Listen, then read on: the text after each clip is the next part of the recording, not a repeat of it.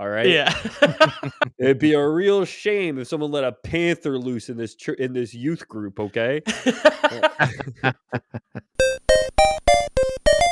Hello and welcome to the internet's #1 fake history podcast, The Lore Boys. I'm your host, Ethan Palmer. With me, as always, is James and Peter. Two squirrely little guys, huh? Hello. Love burying nuts. That's me. You know it. That's true. We've always called him Nut Lover. Nut Lover Pete is what we've called him. Buries him On and every digs him episode up and- before this, go back and check. Yeah, every single one. It's an Easter egg. It's right after the Or an Easter ads. nut. Once you listen to that, you'll hear them say it. I said the phrase Easter nut, and now I can't stop thinking about the fact that some people were probably boning when Jesus was crucified. Isn't that weird? Well, I mean, they can't have all been aware. No, yeah, I know, but like, if you found out after, it's like people were having sex when 9/11 happened, and like, I'm sure you feel weird about it, right? At like 8:45 in the morning? Pete, come on, Yeah. don't out yourself like that. Come on, man. Dude, afternoon only. Too sleepy, just right, too sleepy. That's how the day goes, baby. I'm a big fan of the mornings. I like mornings. That's how when I get up. And during when the planes hit the towers, they were filming that classic hit Master of Disguise, where Dana Carvey was wearing a giant suit and he was going turtle, turtle, and they had to stop filming to bow their turtle heads for 9/11. And meanwhile, someone was getting their morning nut, and Pete was gonna dig it up and eat it later. Yeah. Yeah. I was sent home to play with Bionicle, personally. So thank you, Osama bin Laden, for your service, because I had a great day. My mom was crying. Very weird. To any new listeners to the show here for some Dungeons and Dragons lore, I'm sorry for taking it to 9/11 in the first 40 seconds. But at least you know what you're in store for on an episode of the Lore Boys. We will talk about some lore. We will talk about the title of the YouTube video here, Kelemvor Lion's Bane. The title of the video, Dick Cheney did 9/11. Anyway, exactly. And then we will get to D&D. Yeah. Mithril can't melt steel beams or something. Dragon's fire can't melt mithril beams. So we talked a little bit about Kelemvor. We do have some other episodes about him. They're supplemental to this. I've been trying to do this batch of them, and you can listen to them in any order if you want to, and they should make some sense. But we're going to be talking about a little guy named Kelemvor. So Kelemvor was born at Lionsbane Keep to Kendril and Sindril Lionsbane. Don't know if that was like a brother-sister naming convention, Kendril and Sindril, but they found love, I guess, and decided to have 4 beautiful children. Kelemvor is the 4th and youngest of their children. And unfortunately, his birth, was marred by tragedy. Sindril, his mother, died giving birth to him, an event for which his father would never forgive him, right? Okay. Must be tough. I did provide a picture of Kelemvor, by the way, just as a refresher on what we're dealing with here, or whom we're dealing with, I guess you could say. Facial hair rings some serious bells, because I remember in the Mistra episode, I think we talked about him, right?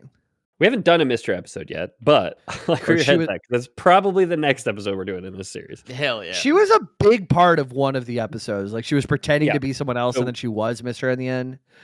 We talked about the Dead 3, where we talked about Mistra being killed by the god Helm during the time of troubles. What was when she was Cyril or something? I did the race car bed art for the last time we talked about these people. Then we talked about Cyric, who usurped the Dead 3 as the new Lord of the Dead. He traveled with Kelemvor and a woman named Midnight for a while, and Midnight would eventually ascend to become the god Mistra again. Fun fact about Mistra: when she was killed by the god Helm, not the first incarnation of Mistra. She's actually been reborn a few times. We'll do an episode on her at some point. She kind of goes through this whole cycle of being killed and being reborn. So I now have like more of a grounded. Like, I understand Mistra a bit better because I've been playing Baldur's Gate 3, and Gale has a whole storyline with her. So now I know a little bit more about her, but we're not talking about her. We're talking about Kelemvor today, right? Kelemvor Lionsbane. Okay. Just a mortal guy with some sick chops, some sick mutton chops. So the 80s exercise headband as well. Yeah, there's some great 80s art. So the I'm gonna main do it again. The race car bed 80s art that I did like a month and a half ago or whatever was so much fun. yeah. Love it. It's so good. So it's like I include most of the source for this series is there's the Avatar trilogy, which is a collection of how you guys want to guess how many Dungeons and Dragons book? Four. Five Dungeons and Dragons books. Oh. Oh, Known as it was originally the Avatar trilogy. It eventually became the Avatar series. I think here I actually think I saved quintology. a picture. So I want to show you guys what because these were written in like 1991 to 1996, something like that. And the other sources would be Hall of Heroes by Ed Green and Faiths and Avatars by Ed Green, is where most of the story of Kelemvor comes from. And then also these books. I want to show you guys a picture of when Forgotten Realms reprinted, did a reprint of these books. This is what the cover looks like. And this is what we would have seen when we were in like high school. I think this was printed in the mid-aughts. So if we picked up this book, if we were going to get this book at the bookstore, this is what it would have looked like. And I bet most of us would have bounced off this, right? Look at how fire the original cover was. Like it is just so Oh fucking yeah, this beautiful. rocks. It's such a crime that they didn't just reprint it with the same one, with the same original cover, because it's so fucking good. It's unbelievable. It's a beautiful lady in white, and there's just like a demon like collapsing away from her, and then there's just like a guy in front of her, but Yeah. I'm not doing it justice, but man, it's so gorgeous. I love it so much. I feel like the Zoomers do that. The straight arm, palm facing It's up, with ice in their your arm veins. outwards. Yeah. Ice in your veins, and you do the two fingers, but he has the whole hand over instead of the two fingers. Yeah. Yeah. He's And she doing looks like something with his Elvira, hand down Mistress there, of the too. Night. Yeah. And her dress looks, as it catches the wind, her dress looks like a spooky bat wing. This does Yeah. rule. And this absolutely would have caught my eye going through the library at my elementary school, opposed to the way less cool one. But if I was filling out a Scholastic book order, rip, I absolutely would have been drawn to that. It's very Yeah, The I last- say this picture just as don't never forget what they took from us, right? And what they is post 9/11 capitalism. I think is the only real culprit we can blame, right? Yeah, yeah. The World Trade Center has a habit of dying and being reborn constantly. Mhm. So Sindril and Kendril, Kelemvor's parents, had waited 10 years for Kelemvor to be born. So he has 3 siblings, 3 brothers, the youngest of whom is a decade older than him. Right? Okay. Kendril, his father, was a crippled war veteran and military advisor, and he projected his guilt and bitterness onto his son. He blamed Kelemvor for his wife's death, and expected his youngest child to conform to a strict martial path. He's a soldier. He's like his 3 older sons are all soldiers, warriors, fighters in their own right. I was deployed and crippled, and you're going to be deployed and crippled. So Exactly. help me God, sort of thing. Exactly. Okay. Yeah. If you're no son of mine's gonna not get his legs blown off in Vietnam. So from the outset, Kelemvor was burdened with expectations he could never satisfy, and a father whose stern approval he would never earn. When Kendra was only 8 years old, his brothers were creating their own legends as fighters in far-off lands, carrying their father's name and earning his pride, right? But contrary to his father's hard-edged worldview, Kelemvor demonstrated an early affinity for artistic pursuits and beauty over that of warfare, right? He was also hot for teacher, specifically for his like artistic pursuits and beauty teacher, I guess. Cool, So, yeah. Those barefoot hippie fucks. You'll never get your legs blown off painting on a canvas. What are you thinking about here? yeah, exactly. I had to get my legs blown off so you could paint with your feet on a canvas on OnlyFans, okay? No son of mine will be a Discord kitten. So he develops a deep fondness for this teacher of his. He never knew his mother, right? Because she died in childbirth. So I presume it's pretty like maternal. This connection with this woman Tanith. She's one of his tutors. She encourages his gentler nature. Is one of the only people in his life who's like fostering this side of him, which he feels is natural. If you want to grow up and have legs, you can. You can be. Yeah, exactly. You don't can have be to a blow them soft off. boy. What are you talking about there? What are you teaching him? It's like a man can grow up with legs.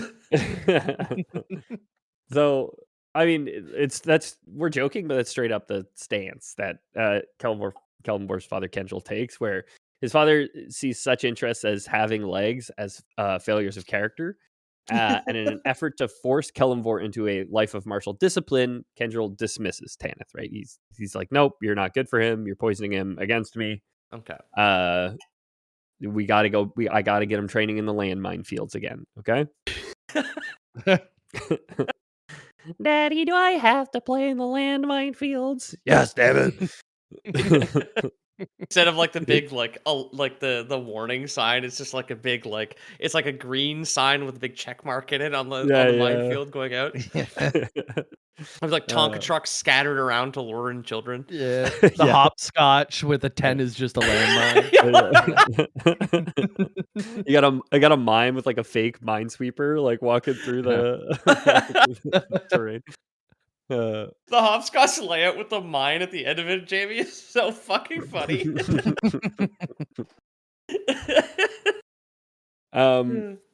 So his dad fires Tanith, and a couple weeks later, Kelemvor, while in town, would run into Tanith, who would reveal that the firing was not just like an amicable, "Hey, we no longer need your services here." Turns out Kendall and his goons had beaten her brutally on the way out. So stop talking to my son, and also I'm gonna beat you up. And Kelemvor feels the burning blossom of hatred in his chest for his father. Right? He's like, "This isn't right," and he will develop a pretty profound sense of justice, which, don't worry, it's going to be a cruel irony, which will prevent him from acting on it most of the time. Kelemvor's hatred did not make him reckless, though. He was 8 years old at the time, so there's only so much he could do against his fully grown soldier of a father. So he channels it into martial skill. He actually becomes a very capable fighter. He devotes himself to, learning this thing, which his father insists that he learns. Much to his father's grudging satisfaction, right?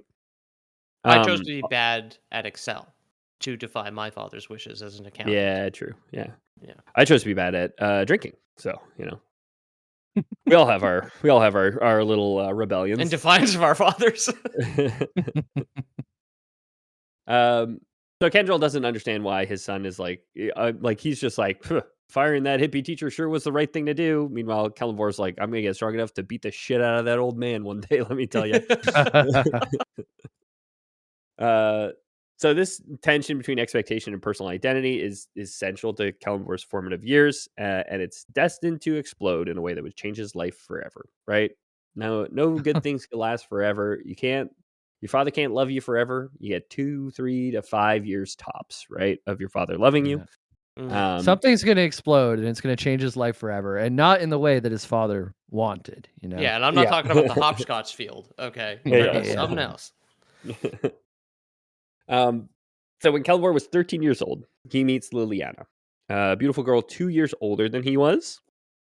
And Cougar territory, I see. Yeah, for a 13-year-old, dating a 15-year-old is absolutely cougar territory. You might as well. Yeah. You might as well be dating Mother Teresa. Yeah, you grade cougars on a curve, basically. yeah, exactly. Bell curving the cougars. Bell curved MILF country. That's just like, that's nonsensical, but that's got a nice ring. Those words together, you know what I mean? Yeah, I think I would listen to that album. Yeah. Right? It's like, what do you got on now? It's like, honestly, there was a good single on the radio, and the album is Bell Curve MILF Country. Weird, but it's great, right? Yeah. So their relationship blooms under the shadow of Lionsbane Keep, where Kelemvor lives, and for the first time in his life, Kelemvor is experiencing genuine joy and affection, right? It's the first time anyone's really been nice to him, and it turns out he likes that. He's a pretty beta, honestly. Liliana's presence softens his cool exterior and reminds him of the beauty he had once admired in Tanith, his former teacher, right? Like she's like, I like painting pictures with my feet on OnlyFans too. He's like, I used to have a teacher just like you. Okay, I didn't realize that was part of his lore. I see. Today, I was watching something today, and there's like a guy who's playing Call of Duty in the lobby, and he's really He's just like talking bad about against women. He's like, "Oh, women suck at this game," and you're watching from the POV of this female streamer who is controlling the mouse with her bare foot, and she just says, "Hello there," and he goes, "What?" and then just gets completely annihilated by this woman. Just he's only using her feet. And he's screaming at the microphone. He's so pissed off. So it's good comeuppance. I like that. I'm glad Call of Duty hasn't changed since I was 15 years old. That's very cool. All the same. So, sure enough, before long, Kendrell discovers this, affair between his son and a commoner. And he's like, "Hey, this Oh, woman." wait, Kendrell's royalty? Sorry. Did I Yeah, miss he's that? like he's the Lord of Lions Vein Keep, right? So, Oh, I see. I don't think he's not like a king or anything, but he is like somewhat of a big deal. He is like a lord in his own right. Yeah. Okay. He was a soldier, and then basically like probably got like a keep and his commission. So when I say like his goons, like he had men, Vein Keep like exist, like there's a town that supports it and everything. So he is kind of the lord of this place. Oh, okay. For Kelemvor's blowing off your legs in Vietnam, we will award you with a keep with all ramps, no stairs. yeah. Even all the way up to the top of that tower, spiral. It'd be like ramp. a McDonald's place slide up to a turret, Yeah. basically. Yeah. Can I just keep my legs instead? No, damn it. No. Go play hopscotch.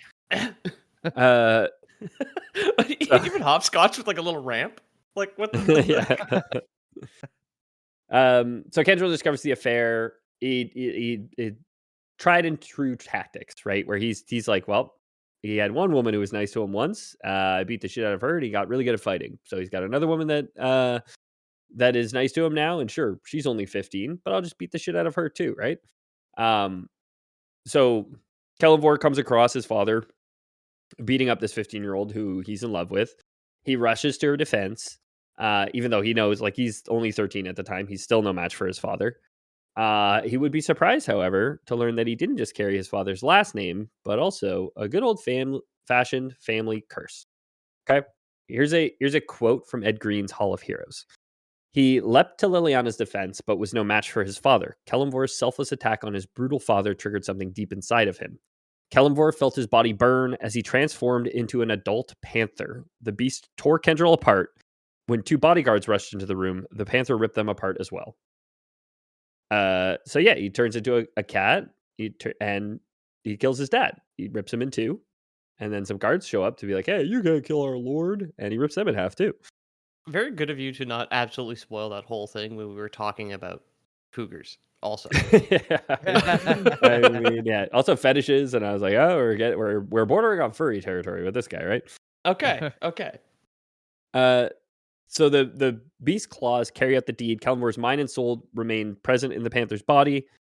It's lycanthropy, I guess you could say, right? He's a were panther, as it were. But it's not a full moon up in the sky right now, and we'll talk in a little bit about what exactly. Is it more like a triggers the berserker thing? Do berserkers need a moon, or do they just I turn believe- into bears whenever they have to?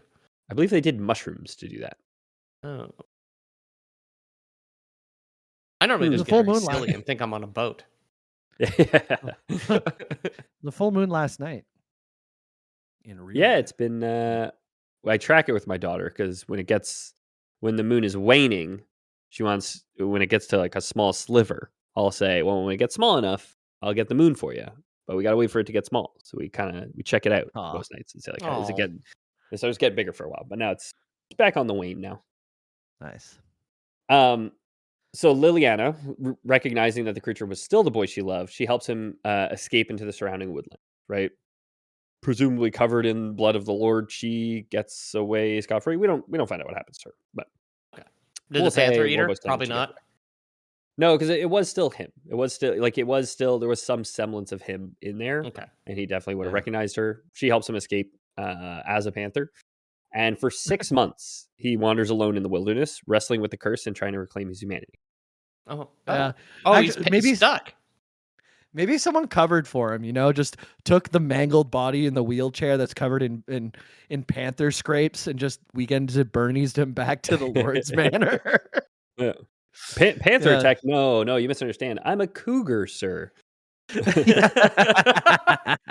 Aren't you 15 years old? It's a bell curve. You wouldn't understand. Yeah, exactly. It's like the O.J. Simpson trial. They're trying to put a glove on like a cougar's hand. It's like, this is clearly for a panther. It doesn't fit. Yeah, with just like a 6 months. pile of meat and bones in a wheelchair, like in a corner of the courtroom. A book Behind comes the out written by a defendant's table. panther that says like called "If I Did It." It's just a bunch of scratched up pages. Yeah, so over time, he regains control of his mind and body, returning to true human form with full possession of his senses. Right, but he kind of realized, like, hey, kind of got 5 stars back at the castle. Still, don't know if I want to return there anyway. I don't know what I'm gonna do next. And it's during this period of his life that Byrne Lionsbane, his uncle, located him. So his dad's brother, I think his dad's brother. I don't know if it was actually confirmed it was his dad's brother or line. Must be his dad's brother because it's the same last name. So his dad's brother locates him after hearing his uncle hears that his brother was murdered. He's like, I gotta go home. First of all, check on the rest of the family. And apparently my nephew has also gone missing because nobody knows that he did it yet. Yeah, anybody who saw it was just like a big cat did it. Yeah. Or yeah, anybody who saw it, it was ripped in two, in twain. Oh, of course, he did kill no witnesses. You're right. Hmm. Hmm. And then for the like you say, that's a good point. Anybody who would have seen it, they would have said that wasn't the prince of our keep. That was a cat. Yeah, Uh, that was a I 15-year-old cougar, actually. yeah. I might be illiterate, but I can tell the difference between our crown prince and a big cat. All right. Unlike Kendrell, Byrne had always harbored pity for his nephew's plight as matricider and welcomed him without judgment, right? Said, hey, I'm not so bent out of shape that you killed my sister-in-law. Why don't you, come here, son. Sit on my lap, huh? Oh yeah, wipe your paws off before you. Well, as you get out of the box, there, just you're dragging it all over the place. Uh, so with Byrne and his adventuring companions, Kelemvor learns the nature of the curse that ran through his family blood. Like I said, this is the curse of lycanthropy. He was a werepant. Okay. So not every the curse of lycanthropy, being a werewolf, it's the same thing, just a panther. Is it But not every panthery? Pantheropy? is lichen for wolf, probably, right? I think so. I think so too, because the Pokemon Lycanroc is a rock wolf. So that's Yes. the only reason I'm gonna say that. Oh. But And also, like in French, a wolf is un loup, sure. L-U-U-P, and it starts with an L, and a lot of French is a lot more Latin than English, which is the only connection I Mhm. made, but I'm gonna pull up the clip. We're getting there. We're getting most of the way there. Yeah. Philanthropy. Philanthropy. Philanthropy. Yeah, philanthropy. That's philanthropist. it. Yeah. Oh, Oh yeah, of that's course. it. Wolf in Latin is lupus. Yeah, we need that. Hence the French loup. Yes. Uh, Okay. So I'm smarter than I was. Me from 30 seconds ago is way smarter than I am now because I was I just like, I feel dumber by going through this whole thing, if I'm being honest. hey, we're not Yeah. doing an episode of the Lore Boys if we're not unlearning some pretty critical information to our lives. Okay. Yeah. that's very true. Yeah. So not every Lionsbane has the curse. It pops up periodically in some people. So Kelemvor has it. Why his dad didn't? Why they didn't have a cat fight? Because dad didn't have it. I guess, right? Okay. And who would bring out the monster more than a Kyle, right? That's capital M monster, like the energy drink. That's I'm working on a type 5. We doing stand up Pretty good. at Lachute. That's Yeah. Great. you there. So Kyle Lionsbane, somewhere up in Kelemvor's family tree, we don't know the exact relation, like how many greats before the uncle, but had gone ahead and picked up the curse. Punched my microphone, excuse me. I don't know if that came through. I didn't hear it, but it was very funny to see. I just tapped it and it swung away from me. Sorry, not every Lionsbane had it. He had an uncle named Kyle who picked up the curse at some point in the past, right? Okay. Kyle had been a mercenary, and he'd been a pretty cutthroat one as far as mercenaries go. As far as PMCs go, this guy was kind of a jerk. Oh no. To him, every service had a price. From the book Hall of Heroes, Ed Green goes to goes to the length of saying like he would charge an orphan to help them, basically. So no matter how hungry those orphans are, he's not going to do a job for free as a mercenary. Okay. Yeah. Okay. I mean, it's Uh, good policy. You don't get anywhere by taking out all these orphan contracts, huh? yeah, Yeah, that's exactly. true. Like, you're gonna go hungry. You gotta look out for yourself. I mean, really, the government is already doing too much to feed orphans. Okay, because if they're not hungry, then they're not going to want to start a business and start to grind. Okay, That's Yeah. true. and if these orphans aren't starting businesses to get ahead, then we're not going to have the kind of innovation we need to keep us ahead of Kalimshan. Okay, Yeah. because Be like Yeah. me. I made my own 2 parents after my first $1 million loan. Yeah. yeah, They couldn't do the I same, mean, those orphans. Well, no, I got orphans $1 million have loaned parents. They're not theirs, right? wait a minute. That's the orphan grind set, Jamie, that you just don't understand. I worry that we're now getting too close to an actual conspiracy and we're all going to turn up dead. So none of us are suicidal. It's Nope. important for us Nope. to say. We usually do end every episode saying that, as well as calling him Nut Lover Pete, but we'll put this one in the middle. It's in every episode. So as a mercenary fighting on an unremarkable battlefield, a sorceress fighting at Kyle's side was mortally wounded, defending him from a flanking attack at some point, Okay. right? So he's fighting a battle. The sorceress dives in front of a goblin spear or whatever, and Kyle looks around and sees that she's wounded and that he has a chance to help her, to protect her, maybe save her life. But he also sees the opportunity for glory for himself, some like other direction that he can go and become a hero by winning the battle as like the champion.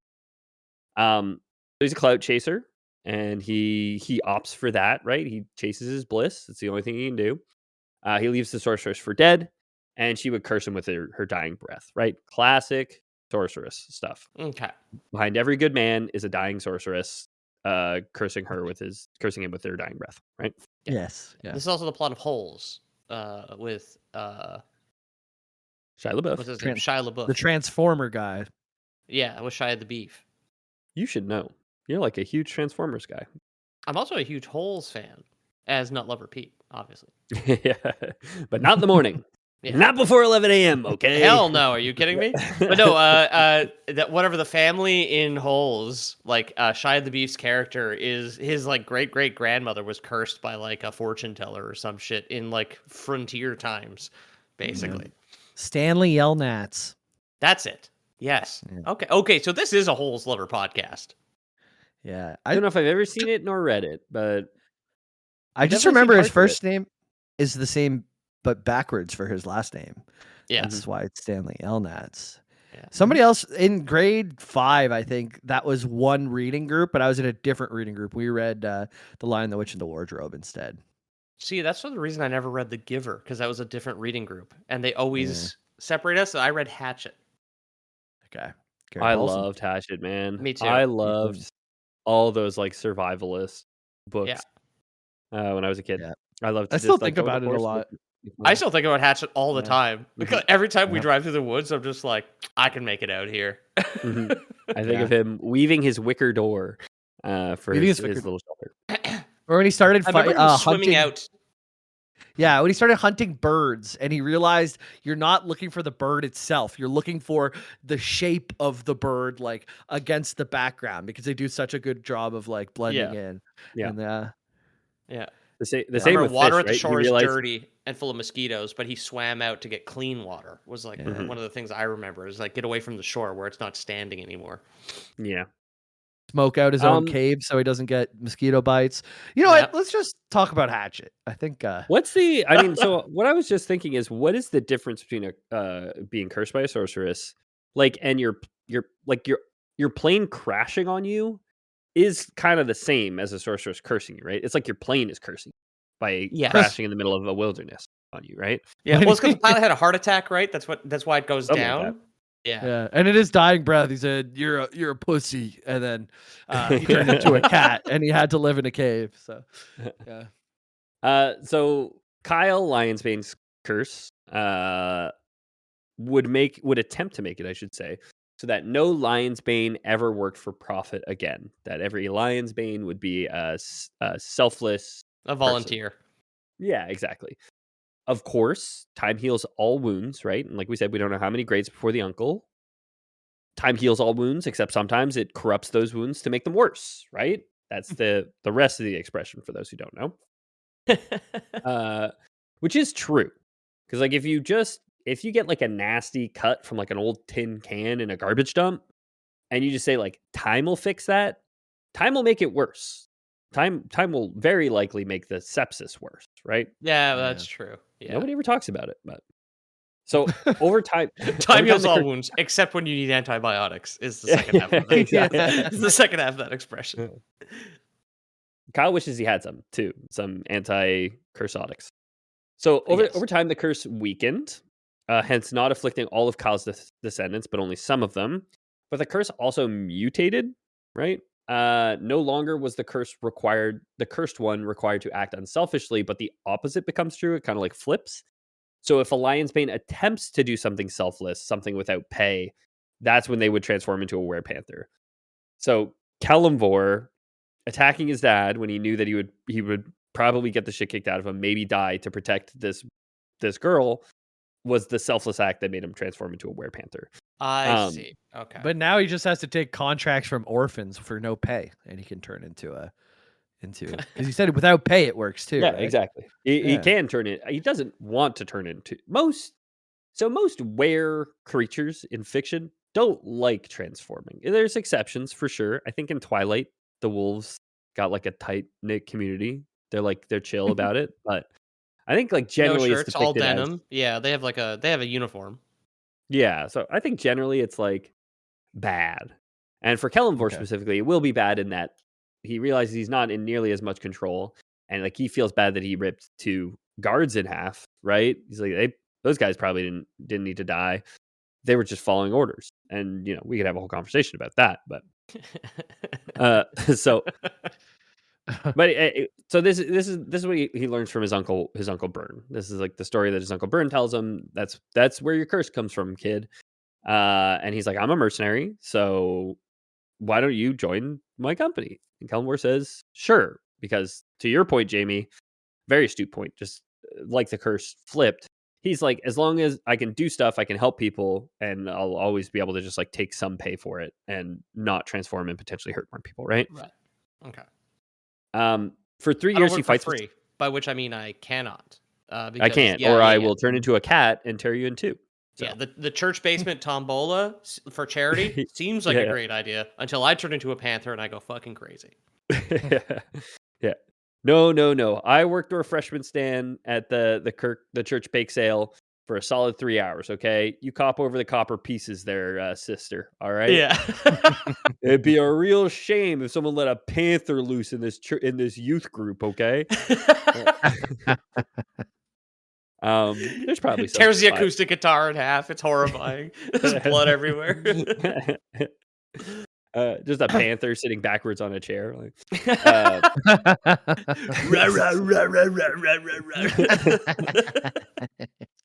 so for 3 years, he fought beside his uncle and the others in the company, learning more about combat instead of like fighting as drilling, sort of about like serving and camaraderie, right?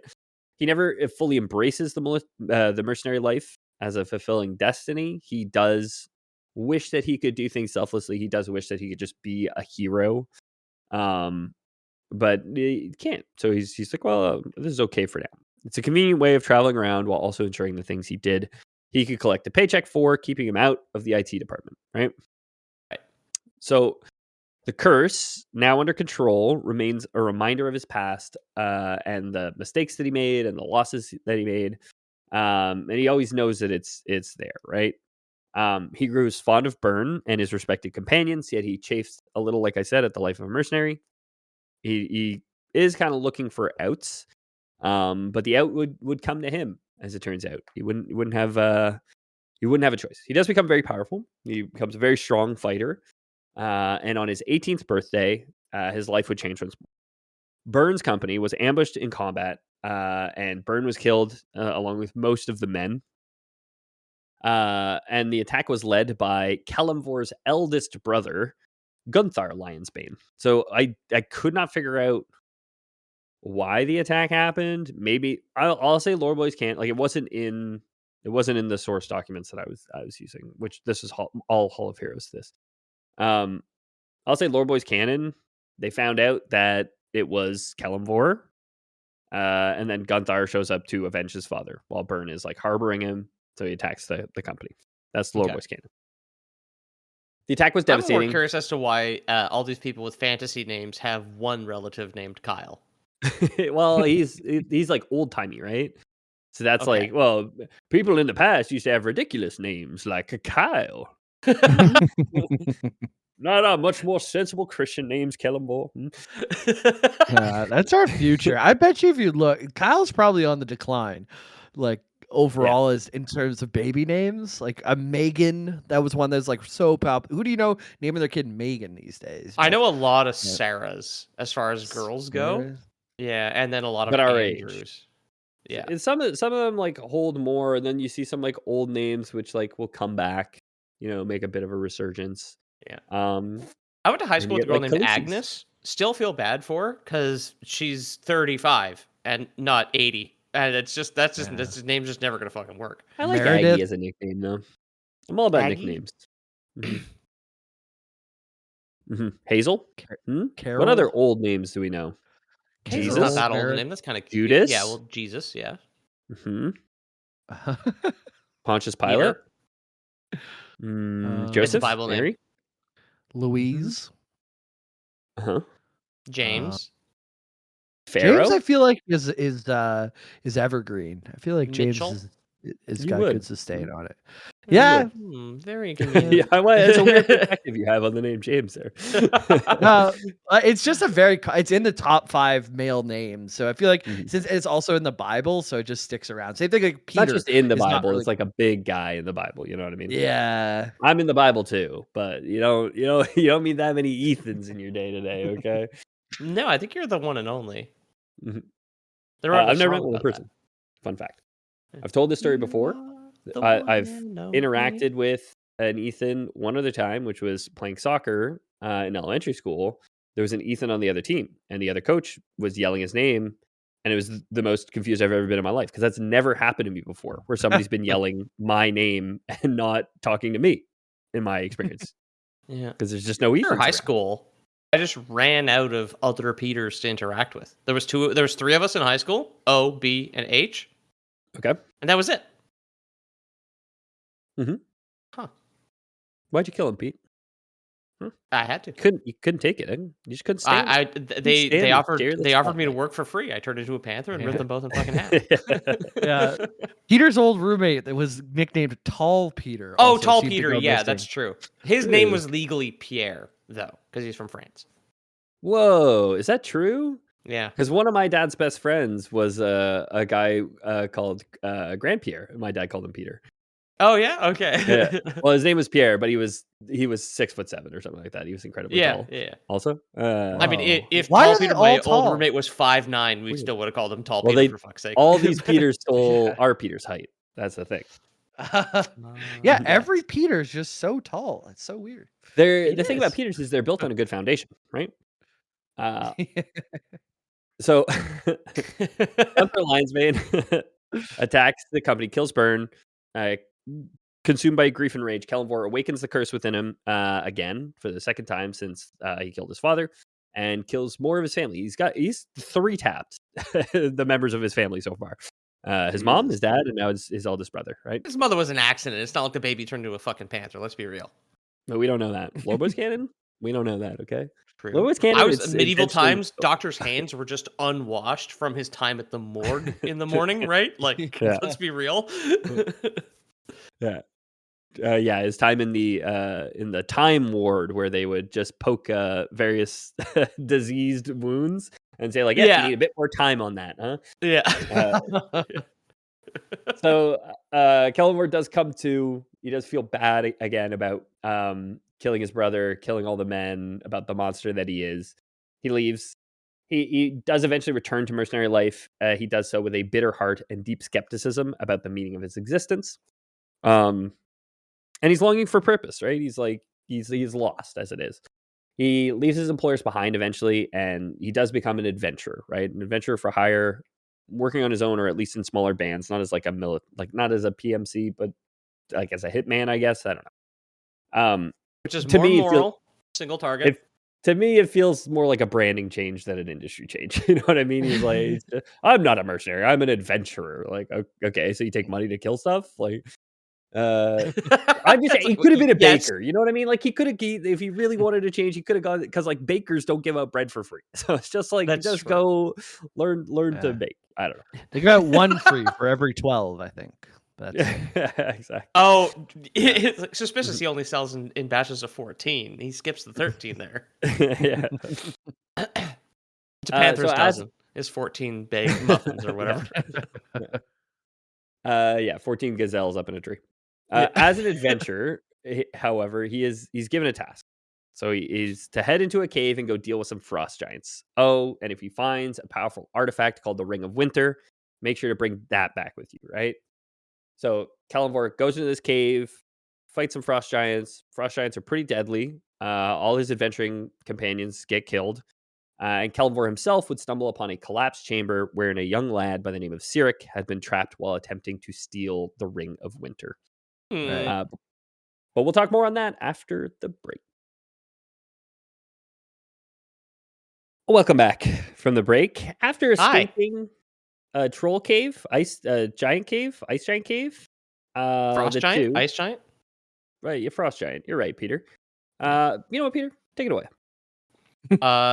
You guys actually know Cyric? this part of the story, so Yeah, sure. I remember it's I the told things it I to you. yeah If I you don't I listen, all right. I, That's I, on I you. especially remember things I say on this show as well as other people, famously.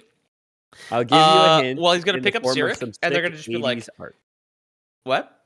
I'll give you a hint in the form of some sick 80s art. Okay, well, he goes in and he's just like, "Yo, what's your name?" "My name is Cyric." It's like, "We gotta escape these ice giants." Mhm. He's just like, "Cool, I'll pay you." He's like, "No, I need to do this for free to expedite it," and he rides the panther out of the cave. Yes, true. Cool, got him. Once they escape, Hell yeah. the two would link up with two others. So they meet up with a cleric named Aiden and a sorceress named Midnight, and we talked about a little bit earlier.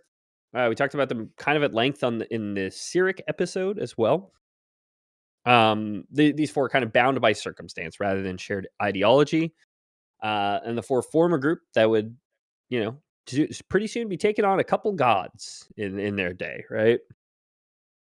So their journey coincided with the time of troubles in Faerunian lore. It's a period of cosmic upheaval when the gods were cast into the mortal realm following the theft of the tablets of fate. One Magic of the became dead three, unpredictable. Margaret Thatcher, big villain in Exactly. the Troubles. Mhm.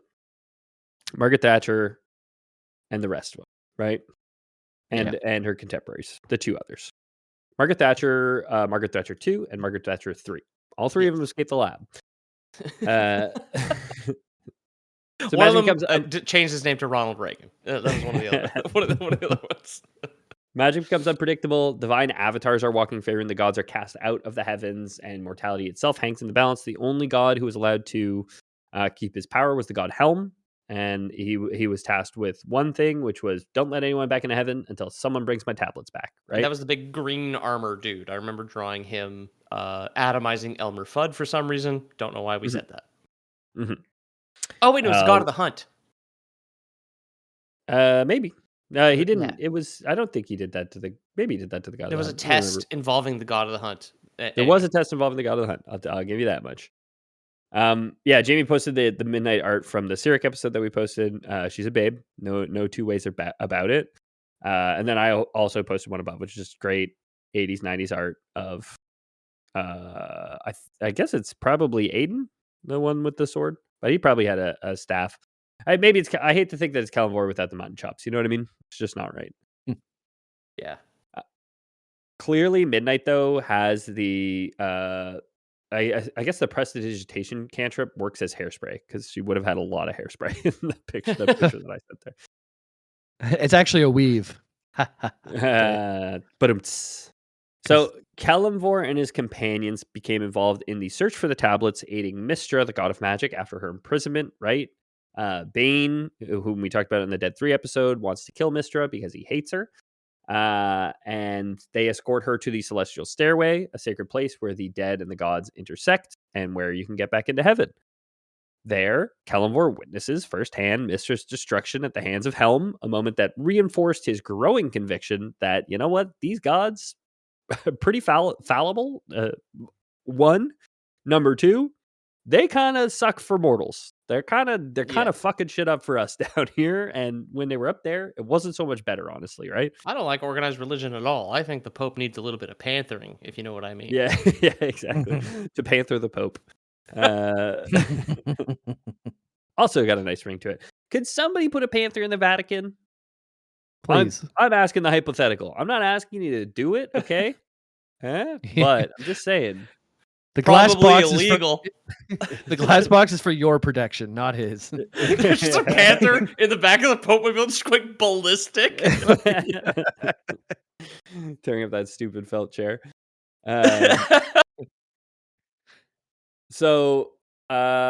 Yeah, another disenfranchisement for Kelemvor, right? He's getting tired, boss. And during their travels, the philosophical divide, like this, he's being pushed one way, and Cyric is being pushed another way as well. We did an episode on Cyric, but the divide between them is deepening, right? There's a fracture in the group. Cyric's willingness to embrace ruthless and violent solution clashed with Kelemvor's belief in restraint and fairness. He is all about fairness and will become more so in a little bit, but he's very much like, hey, we do things the right way. We don't punish people unjustly. The tension would culminate in a final confrontation with Mirkul, the god of death, atop the Black Staff Tower in Waterdeep, right? You guys remember what happened here? Oh, is this where they get killed and become the Dead Three? Is this where they defeat the gods? Or is he already one of the Dead Three? Cyric and Kelemvor, I glossed over it. It's in our Cyric episode, but they did kill Bane already. So Cyric wielding the sword Godsbane with Kelemvor's help, they killed one of the Dead Three. Bane, Baal was betrayed by Bane and Mirkul. And then they have one of the tablets, and they are getting the second tablet right now from Mirkul, right?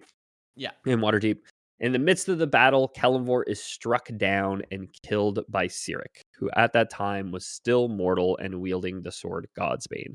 You guys might remember our Cyric episode ended with him ascending to divinity and taking on the portfolio of the Dead Three. So the three domains that three gods ruled, Cyric takes over all three of them. Godsbane itself, you guys might also remember, is the god mask in disguise. So that's the god of like thieves and illusion. And when he was kicked out of heaven, instead of becoming a walking around person, he became a sword. I guess that's chase your bliss. It seems kind of relaxing. I would do it. Yeah, swords don't kill people. People kill people, right? You're right. I don't know what it is. That is like less convincing to me for some reason. Is that weird? What? Then guns don't kill people. People kill people. Like, so I do feel like swords do kill more people. Kill people more. Not kill more people. Kill people more. Something about it. I'm not saying it's rational. I totally feel the opposite. I feel like when you say like, no, it's a person behind the sword killing someone. It's nobody like accidentally picks up their father's sword from under their bed and like knocks their own head off by accident. Fair. You know what I mean? Like, that's fair. Yeah. There's a lot more effort to it, right? And a little pull. No, you're probably right. I've come around. I'm back on team swords. Swords good. Guns bad.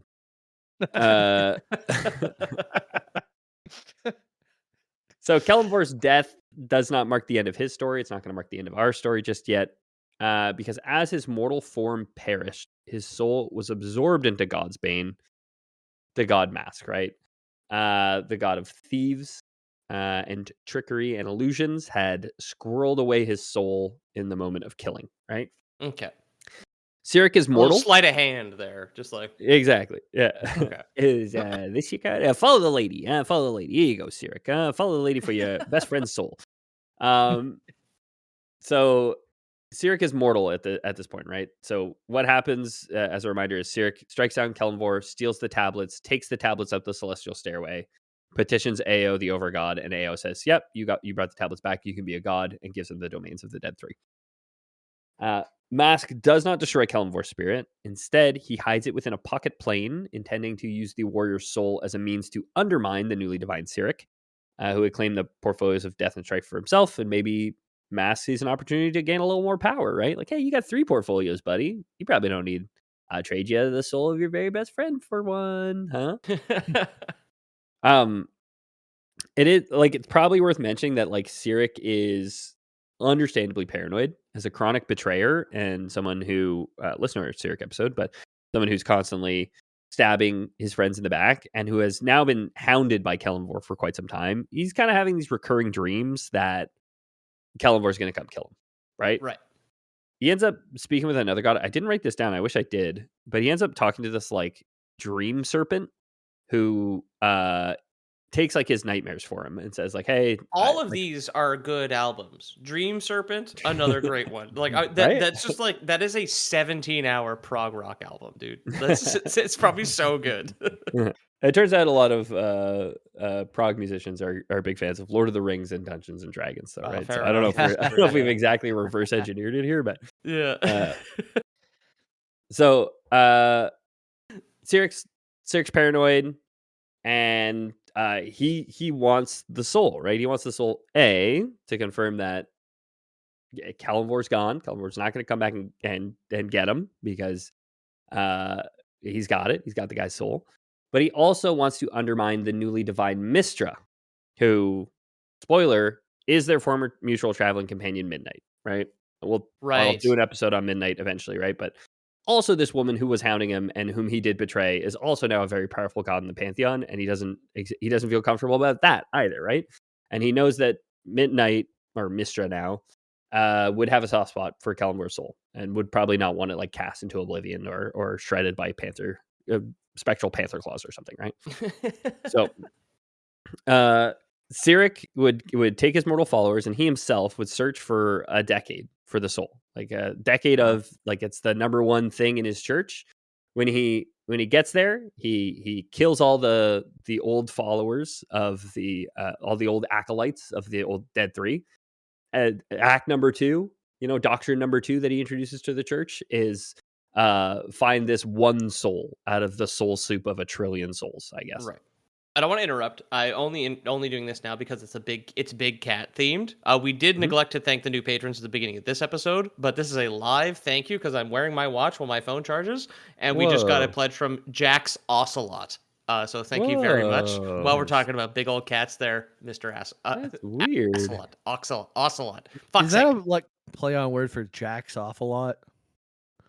Jack's Ocelot. Probably.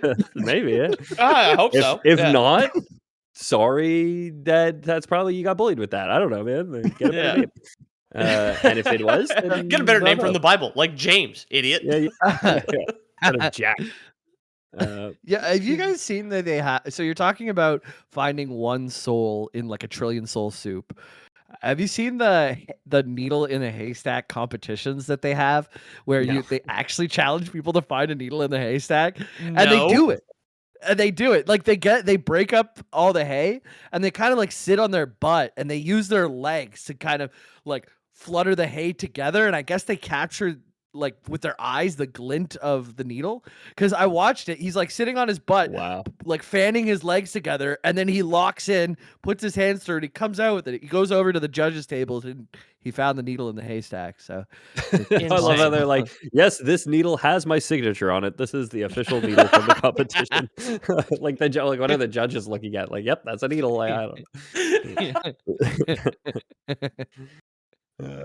This is such a Jamie found on the internet sort of thing. I love like Jamie's niche stuff. Like I love Steve MRE, BattleBots, and then Needle in a Haystack competition is I think like made in a laboratory second screen Jamie content. It's so funny. it's not very fun to watch, I'll be honest. It's only when they find when it's very fun. It's a whole lot of nothing until they find that. A lot of tension, I suppose. Yeah. Yeah. I'm not watching no haystack fluffing competitions. You know what I mean? That's true. It's not. I'm not into it. All right. And Just a send me lot the of fucking that, highlights. Honestly, I'm not gambling What on this shit. the German game show where they have a guy wearing a blue shirt and a guy wearing a red shirt, and they have to cut something perfectly in half, and then they'll weigh both halves of the thing. So they'll give them like a pretzel that's like oddly shaped, and then they both have to make the cut. That actually very entertaining to watch because you think, oh no way, red's taking way too much time. Blue cut right away. Look how beautiful. Blue's got a great cut, but then red pulls off a perfect 45 gram on either side pretzel, and you're like, damn, man. Damn, dude. That's I take back what Peter said. That's made in the lab for you. That's peak Jamie content right there. I just watched the epic fails, really. Toddlers getting hurt and people grievously wounding themselves jumping off of rooftops. Yeah. Parkour fails do get me sometimes. They're pretty funny. Fail army. I'm part of the fail army. I'm a PMC for the fail army. Thank you very much. Okay. So Ethan loves watching toddlers getting hurt, and you'll hate to see what happens at his house when the internet goes out. All the gates are coming off the stairs. we need some entertainment. All right, time to learn how to skateboard. 2.5-year-old daughter. So, Cyric and his mortal followers don't have any time for epic fails. I guess just one big epic fail where they can't find the guy's freaking soul. Even though the souls of the dead are Cyric's domain, no amount of divination magic could find Kelemvor's soul where Mask had hidden it. As you can imagine, this is probably not good for his mental health. Some other stuff also happens so that the Dream Serpent, Mistra goes to talk to the Dream Serpent. It's like, hey, why don't you just let go of that guy's nightmares for me, huh? And the Dream Serpent, so his nightmares come back now. He's dreaming of Kelemvor showing up and killing him. And he's becoming increasingly unstable, even as a god, right? His obsession with locating Kelemvor's soul consumed his divine authority and shaped his reign as the Lord of Death, right? So Cyric figures that there must be a sheep in his own flock who's obfuscating Kelemvor's soul from him, right? It's the domain of the dead. He's like, it has to be a priest of the dead who's hiding the soul from me. How else would he be able to do it? But he's not even there. He's in the sword. Yeah, exactly. He's wrong. He's absolutely wrong, but it's what he thinks. And he would instigate a purging of his followers for the second time, in fact. So this is what's known as the second Bane death. The first Bane death was when he purged his followers still loyal to the old god of his portfolio, Bane. And this one is he just kills a bunch of priests because he's pretty sure they're harboring the soul of Kelemvor. Yeah. Meanwhile, Cyric, the needle's not here. It's not in these haystacks. Kill them all. No, I'm sure I put it in this haystack myself. Okay, I signed the needle myself. All right, just sitting gotta on be his in here butt, somewhere, waving his legs around. Flare your legs around. Stop it. We're making hey angels. Okay, hey angels. angels. Yeah, Chris Angels. So a god of illusions, right? Chris Angel. Mm-hmm. So meanwhile, Mask, the sword, is using the hidden Kelemvor's spirit to gain the cooperation of other deities, Mistra, Torm, and Ogma, to foment dissent within Cyric's faith. Okay, wait. Can the sword communicate? Yeah, it's a god. I don't actually know what Mask's status is. I don't even know if he's still a sword or if he's just like a god now. Okay. I don't know. It's not just like a seat at the UN with a sword in it, and it's just like a statement from the sword. Yeah, exactly. Yeah, and once again, appearing in lieu of Mask, the god of illusions, is a sword, the sword Godsbane. And once again, it seems there's no rebuttal from. Says nothing. Everybody in the room goes rah rah rah rah rah. So, President of Haiti drinks that giant glass of water still. So, storms of chaos and loss of faith weaken Cyric's grip on the undead, and souls once bound in torment are wandering free now. So, even the souls of the dead are getting loose because he's not doing a very good job. Eventually, Cyric's own fears and madness become his undoing. In a moment of I do have it on good authority that Mask is still a sword. In a moment of panic and confusion, he crushes Godsbane, unknowingly freeing Kelemvor's spirit from its prison. So he's like, it's like the dark night of the soul for this guy. He's been going crazy for like the last 15 years. No signs of stopping, right? Like he's still on Facebook. His friends and family cannot get him off. He swears that he sees the letter Kelemvor in a bunch of messages that he thinks are directly for him. And he's having a bad night. And he's like, I'm mad. I'm just gonna break something, and he breaks his sword. And who the fuck pops out but the old soul that is like haunting him this whole time, right? Right. Okay. They would fight. So the dead warrior fighting a crazy god.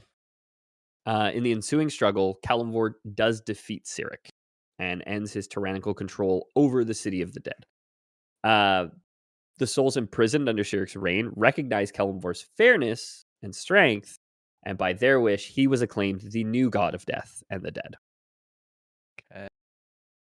So it was a title Kelemvor accepted. I wouldn't say happily, but he accepted it, right?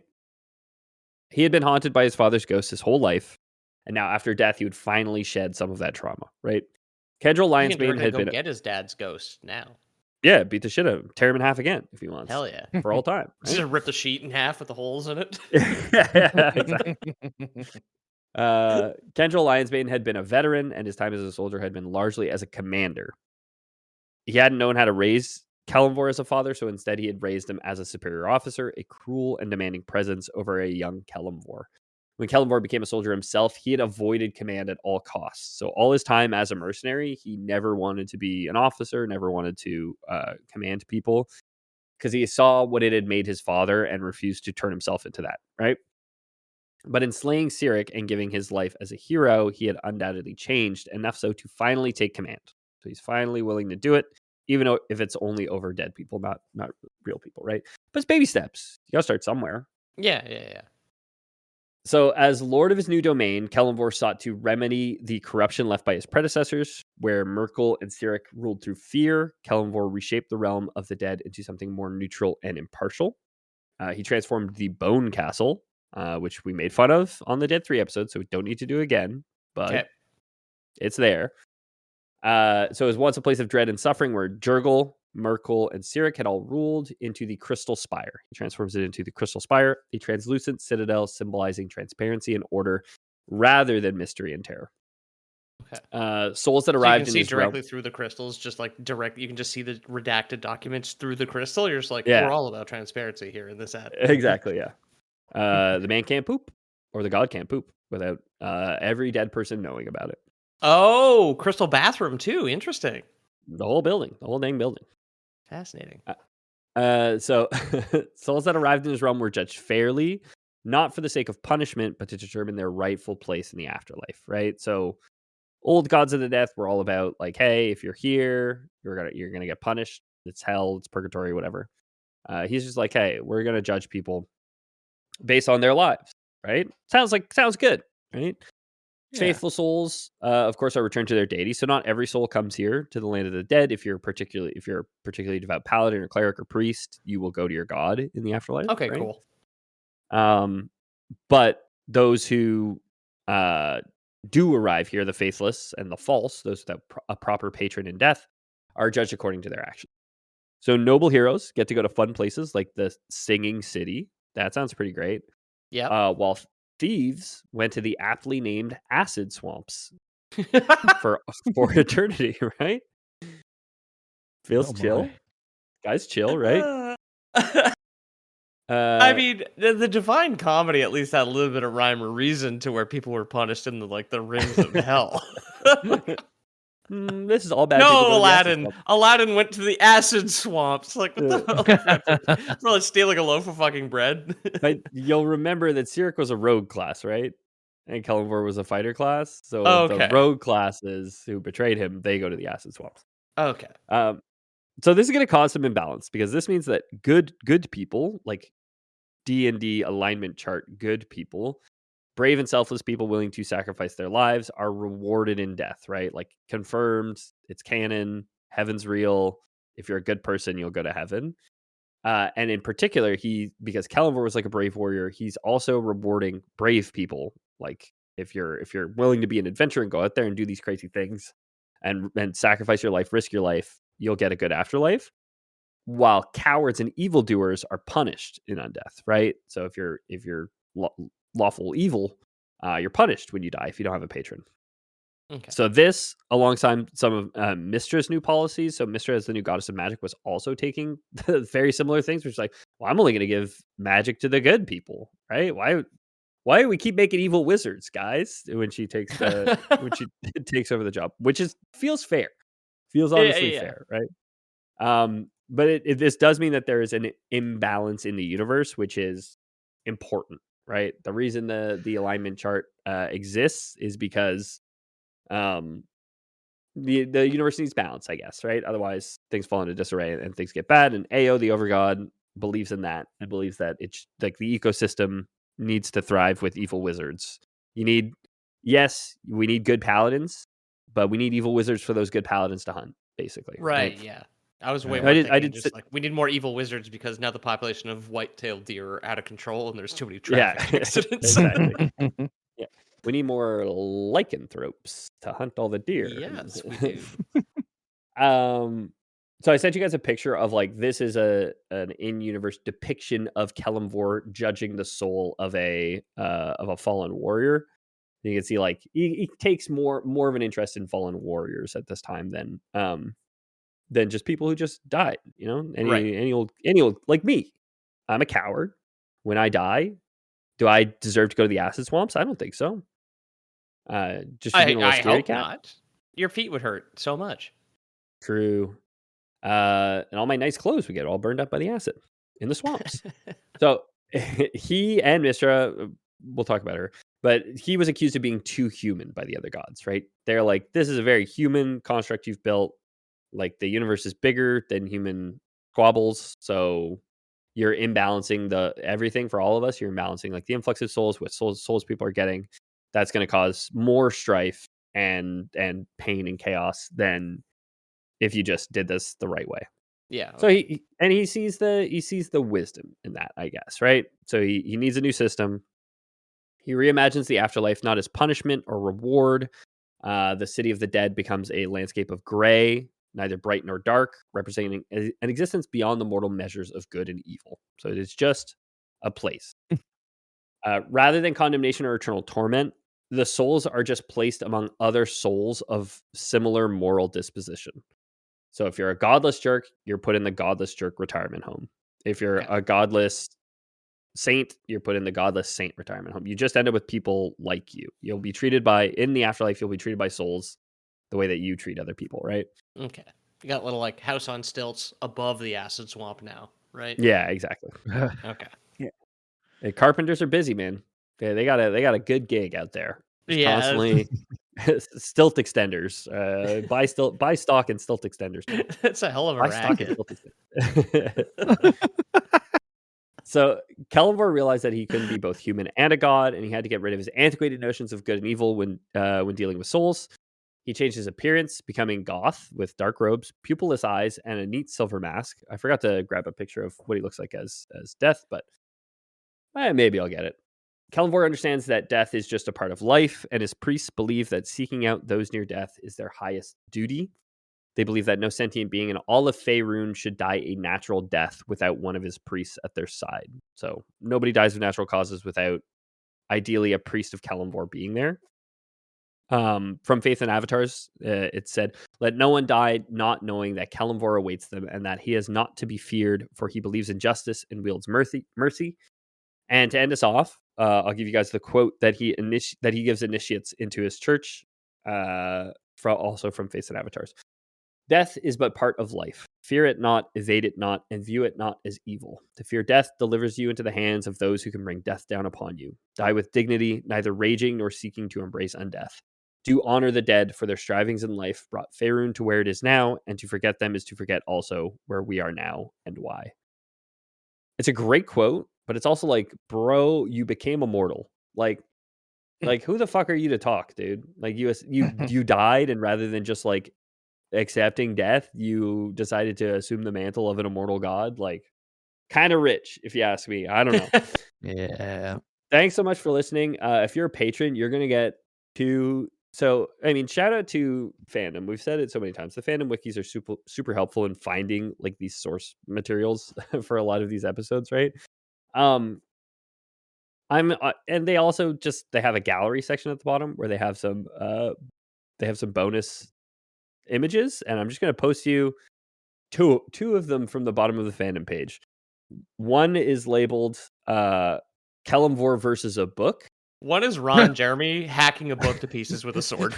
Yeah, and that is the one labeled Kelemvor versus a book. I His could thigh not hair. find. He looks like me. What the fuck? Shout out to fandom.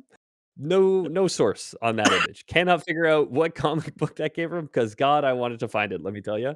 He's And in then on his also another underwear comic. too. He's just in He's his just in his underwear underwear? hacking up a book. Yeah. There's a book on the floor and he's got a sword and he's just slicing at it basically.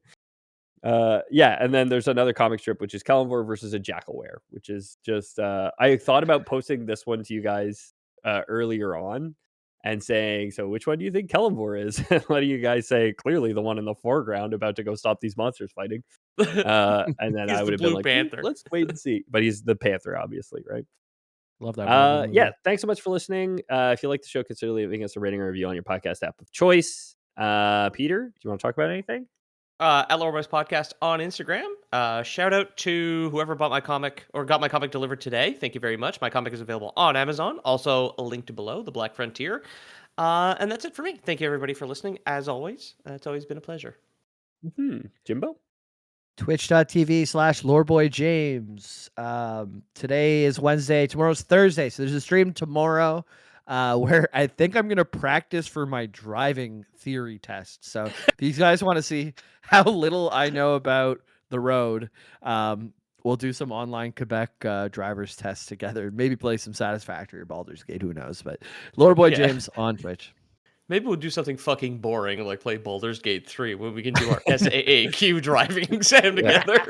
Much more into the French driving exam, honestly. But that's just Yeah, me. exactly. I honestly just don't have enough hours of the day right now, and I really need to study. So you guys are gonna have to do it with me, and it's gonna be fun. It'll be I fun. promise. It'll be fun. Yeah. It's gonna be good. Yeah. Yeah.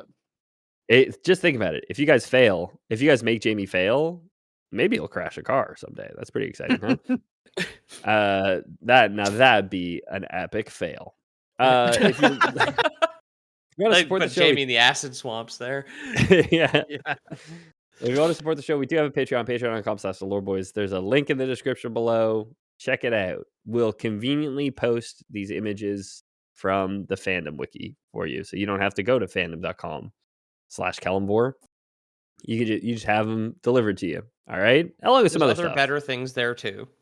Yeah, I don't know what better than this picture of Kelemvor in his underwear fighting a book, but Okay, there's other other things for things sure. also there. There's like 100 hours of bonus content of us talking about Jamie's Christmas.